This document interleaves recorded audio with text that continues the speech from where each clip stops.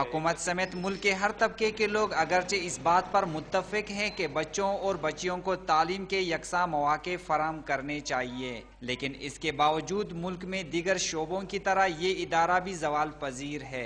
महंगाई के हाथों वालिदैन जहाँ दीगर घरेलू अखराजात बर्दाश्त नहीं कर सकते हैं, वहाँ किताबों और स्कूल के दीगर अखराजात ने इन्हें हवा से बाख्ता कर दिया है। यहाँ इतनी महंगा कि एक बच्चे का तालीम आप कोर्स वो लेंगे तकरीबन 10,000 में आपको पड़ेगा।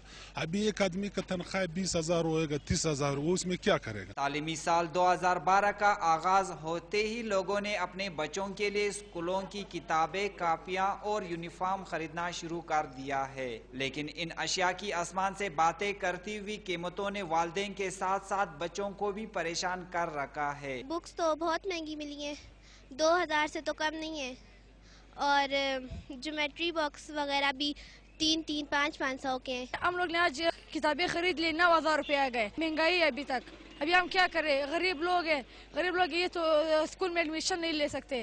किताब फरोशों का कहना है कि तालीमी मवाद महंगा होने के बायस गाहक इनकी कीमतें सुनते ही अंगश्ते बदंदा हो रहे हैं।